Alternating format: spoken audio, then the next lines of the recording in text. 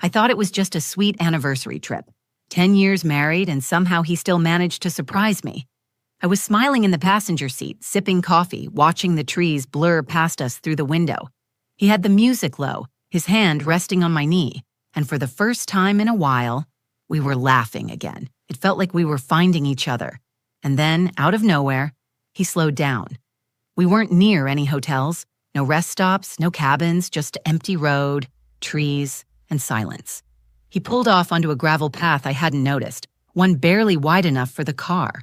I looked at him. Is this part of the surprise? He didn't smile. He didn't answer right away. He just stared ahead, hands tight on the wheel. Then he said, "Before we go any further, there's something I need to show you first."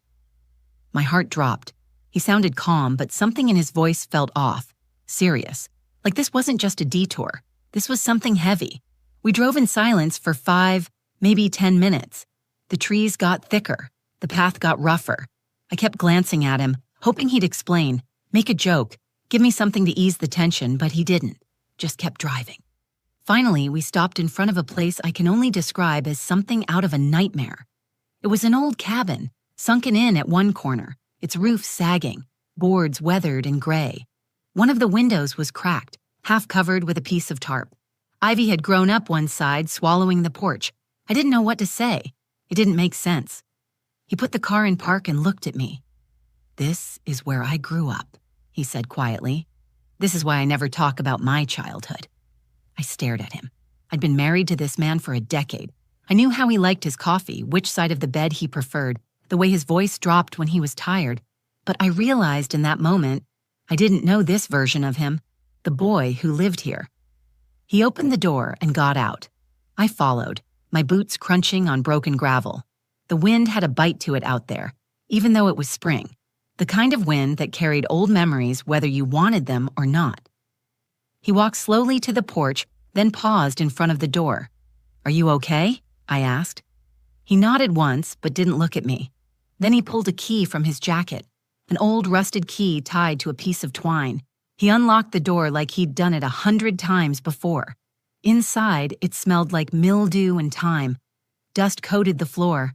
The furniture, or what was left of it, was broken and half collapsed. A small wood stove sat cold in the corner. There were holes in the walls, water stains in the ceiling, a moldy mattress shoved against the far wall. I turned to him, still trying to process it all. "You lived here?" He didn't answer. He walked to a spot near the center of the room, knelt down, and started pulling at a loose floorboard. It creaked, then came free with a snap. He reached into the floor and pulled out a wooden box. It was small, maybe the size of a shoebox, wrapped in an old dish towel. He held it for a second, just staring at it. Then he placed it on the ground in front of me. "This is why I never told you anything," he said. "This is everything I tried to forget." I didn't know what I was about to see, but whatever was in that box had been buried for years, maybe decades.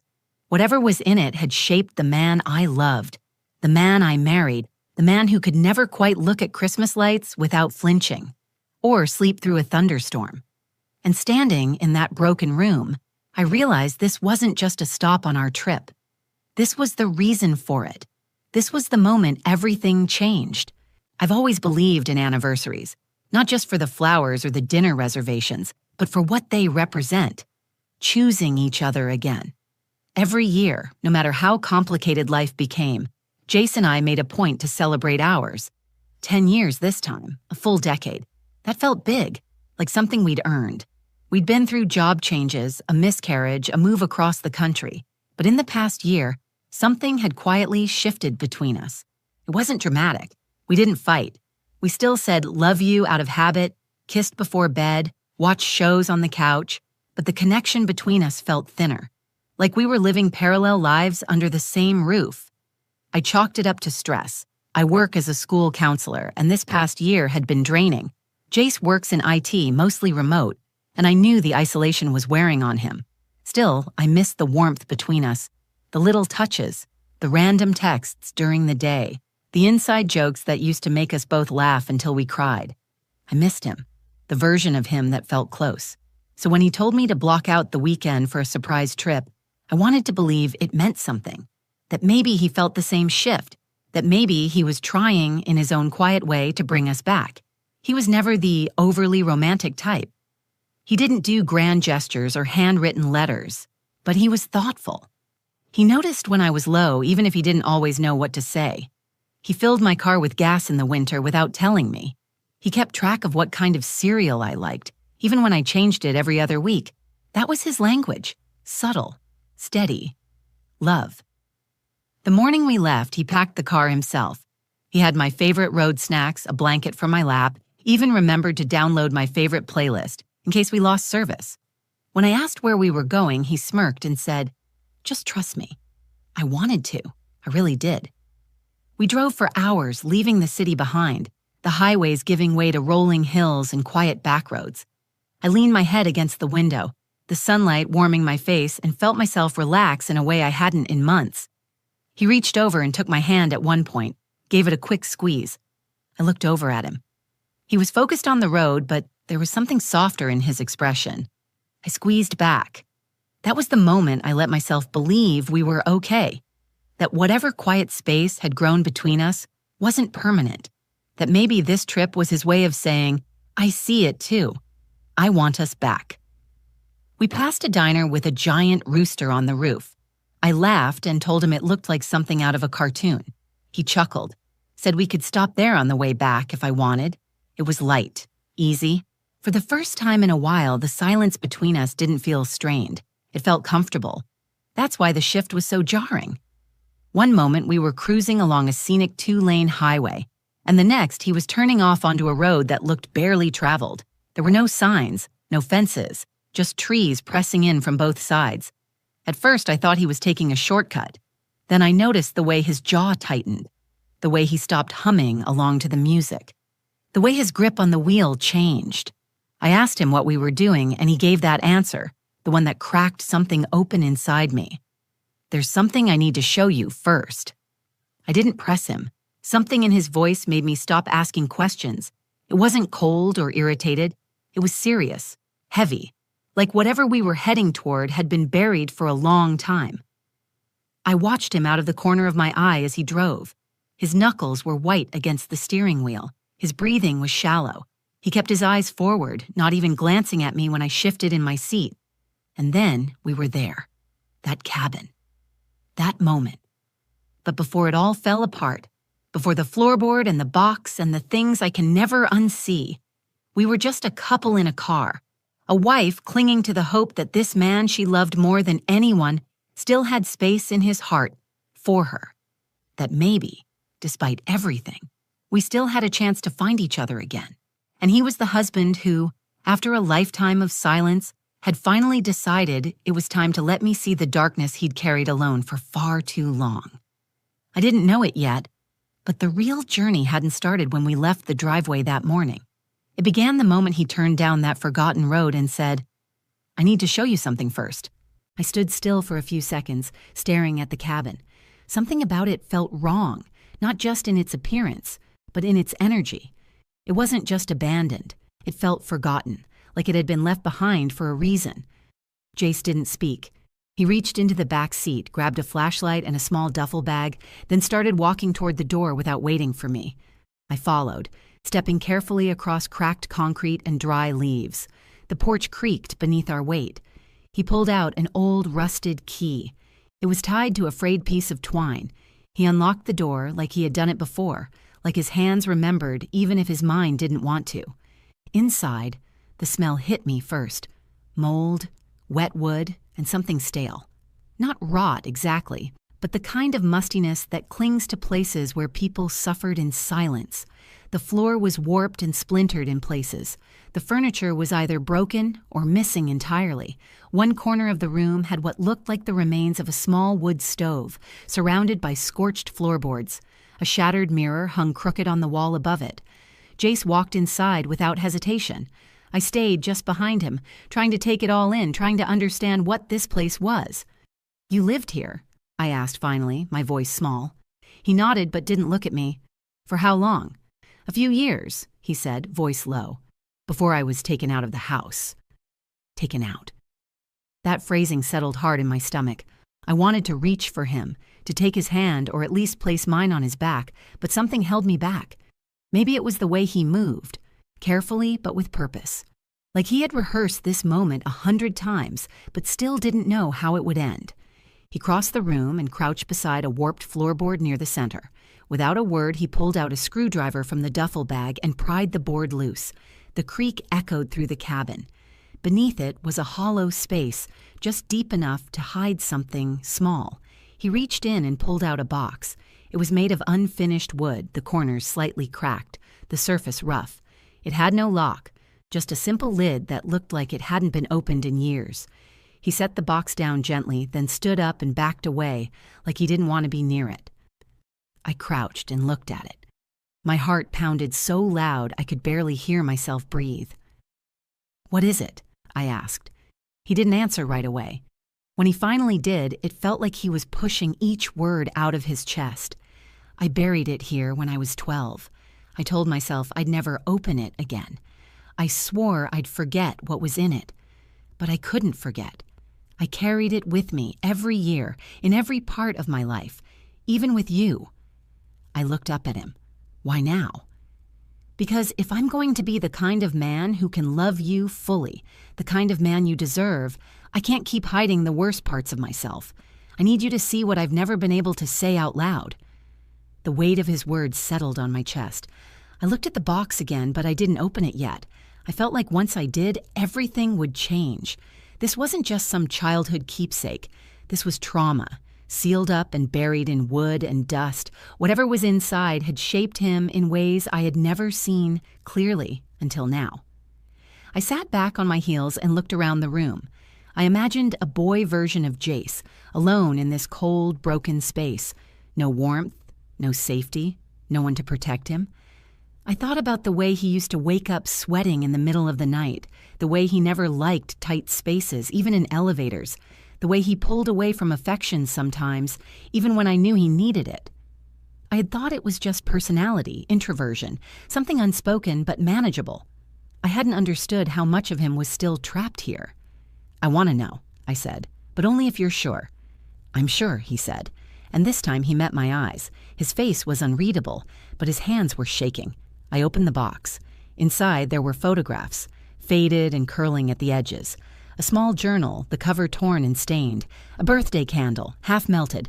A lock of hair tied with blue thread. And at the bottom, a folded piece of paper, sealed with what looked like wax from an old candle. I picked up the journal. My hands were trembling now, too. Behind me, Jay sat down on the floor, his back against the wall, his knees drawn up. He didn't speak. He just stared ahead. I turned the first page and saw his name, written in a child's uneven handwriting. Jace Monroe, age 9. And underneath that, one line. "If I don't tell the truth, no one ever will." I held the journal in my hands, and for a long moment I couldn't bring myself to open it. The room felt heavier now. The silence wasn't just quiet. It was loaded with memories, with fear, with the weight of something long suppressed. Jace stayed on the floor, his back against the wall, arms crossed tight across his chest, like he was holding himself together. His eyes weren't on me. They were fixed on a spot in the far corner of the room. Maybe a crack in the wall, maybe nothing. But I knew in that moment he wasn't really seeing the cabin around him. He was seeing everything that had happened here. I took a breath and opened the journal. The first page was brittle and slightly damp in the corners. His name was written at the top in childish handwriting. Jace Monroe, age 9. Beneath it, one sentence. "If I don't tell the truth, no one ever will." My throat tightened. I flipped slowly through the pages. The entries were scattered, some short, some long, most with shaky spelling and jagged lines. They weren't stories. They were confessions. My mom says I'm the reason my dad left. She doesn't like when I talk too loud. She locked me in the closet again today. I couldn't breathe. She said no one would believe me if I told. Each page felt like peeling back a layer I never knew existed. I read about days he wasn't fed, nights spent alone in the dark, trying to stay quiet so the yelling would stop. The time he missed a week of school because he had bruises on his arms. He had drawn a picture of himself on one page, standing alone, crying with scribbles around him, meant to be shadows. I looked up at him. He was still staring into that corner, his jaw clenched tight. "Why didn't anyone help you?" I asked, my voice shaking. He didn't answer at first. Then he said, "They didn't know. Or they didn't want to know." I wanted to argue. I wanted to believe someone should have seen it, but I knew what that kind of silence looked like. I had seen it in other kids who walked into my office and smiled like nothing was wrong because they'd already learned that the world doesn't always believe children. I reached into the box again and pulled out the folded paper sealed with wax. I hesitated. "What is this?" I asked. He looked over slowly. His expression changed when he saw what I was holding. "That's the last thing I wrote before I was taken out of the house," he said. "I wrote it after I spent 2 days locked in the crawl space. Aunt Lillian found me. She called the police." I looked down at the paper, then back at him. "Do you want me to read it?" He nodded. I broke the seal and unfolded the letter. The handwriting was slightly neater, the words more deliberate. He must have written it just before turning 12. It wasn't addressed to anyone. It simply began, "If someone is reading this, then I'm not alone anymore." He went on to explain what his mother did, how she would tell him he was possessed, that the devil spoke through him when he cried, that he had to be punished for being born. He described the nights he begged her to unlock the door, how he would hear her laughing on the other side. He talked about trying to hurt himself with a broken hanger one winter because he thought it would make the voices stop. Tears ran down my face as I read. I could barely finish it. I looked at him, heart breaking in my chest. "You were just a kid." He nodded once, but said nothing. I put the paper down carefully, like it might crumble if I moved too fast. I sat beside him, my shoulder touching his. He didn't pull away. "Why didn't you tell me?" I asked, not accusing, just aching. "I wanted to," he said. "So many times. But every time I thought about telling you, I felt like I was dragging you into it, like I was giving it power again." I turned to him. "You never dragged me into anything. This is part of who you are. But it's not the only part. You're not that boy anymore." He looked at me, eyes red and glassy. "I think part of me still is." I reached for his hand and held it tightly. "Then we'll walk him out of here together." That was the moment the direction of our marriage shifted. Not because the pain was over, but because he let me see it. Because he stopped protecting me from it, and in doing so, gave me the chance to protect him. For the first time in our relationship, I didn't just know the man he had become. I saw the boy he used to be, and I refused to leave him in that cabin alone. Jace didn't cry, but his hand squeezed mine like he was holding on to the only thing that tethered him to the present. We stayed there for a long time, just sitting in the silence, surrounded by the ghosts he finally let me see. We sat on that floor in the middle of that broken cabin, with his past scattered around us like pieces of a life no one should have had to survive. I didn't know what else to say. Words didn't feel like enough. But then something in me shifted. I wasn't just sad for him. I was angry, not at Jace, but at the people who had failed him, the teachers who ignored the signs, the neighbors who looked the other way, the system that took too long. I looked at the box again. One item remained, a small envelope taped shut, hidden beneath the folded letter. "What's this one?" I asked. Jace glanced at it and shook his head. "I forgot about that. It wasn't mine. Aunt Lillian gave it to me before I left. She said to keep it safe, but I never opened it." "You've never read it." I think I was afraid it would make me remember more than I already had. I peeled off the tape and opened the envelope. Inside was a short letter, written in neat cursive on thick, yellowing paper. The ink had faded just enough to suggest age, but it was still readable. At the top, it was dated March 14th, 2003, the day after Jace was removed from the home. It was from Aunt Lillian. I started reading aloud. "Jace, I know you may not understand everything right now, and you shouldn't have to. I've watched from a distance for too long. I was afraid, and I'm sorry. I should have stepped in sooner, but I promise you this. Your life doesn't start and end in that cabin. You are not what she said you are. You are not cursed. You are not broken. You are a survivor, and one day you will be more than what happened to you." I paused, my throat tight. Jace was still beside me, staring at the floor. He didn't interrupt.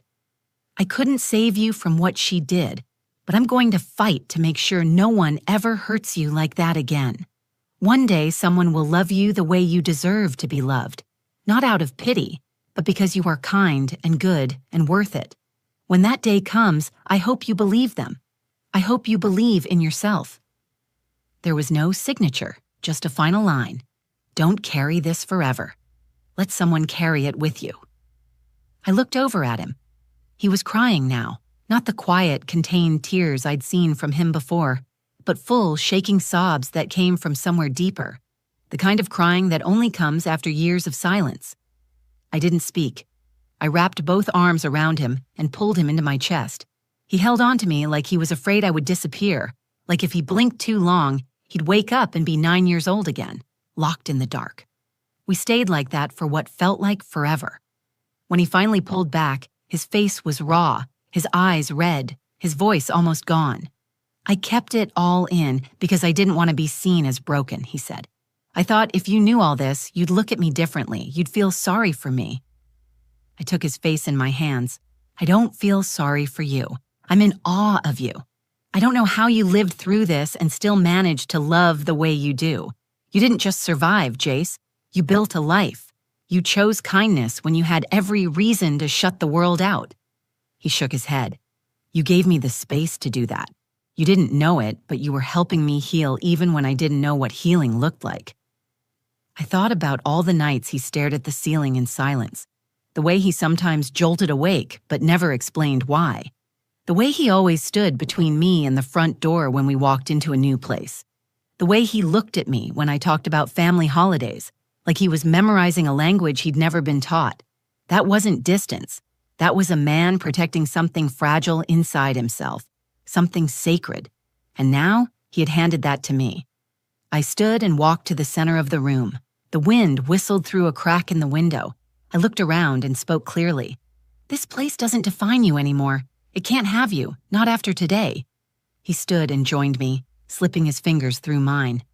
Let's leave it here, he said. All of it. I don't want to carry it alone anymore.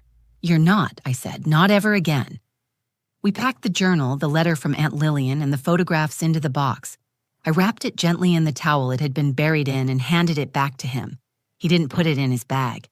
He walked over to the corner of the cabin where a small hearth used to be and laid the box down in the ashes. He reached into his coat, pulled out a lighter, and lit the edge of the towel. We stood together, watching the past burn. It wasn't about forgetting. It was about freeing. And as the smoke drifted up through the broken roof and into the trees, I realized we weren't walking away from this memory. We were walking through it, together. Fire burned low and slow. We stayed until the last of it turned to ash. Jace didn't say much as we walked back to the car. He looked different, though. Lighter, like something invisible had been lifted from his shoulders. His face was streaked with tears and smoke, but there was a quiet strength in his posture that hadn't been there before. We drove the rest of the way to the cabin he had originally planned for our anniversary. It was tucked beside a small lake, surrounded by pine trees and clean air. He told me he'd booked it weeks ago. It was supposed to be a surprise, a peaceful weekend to reconnect.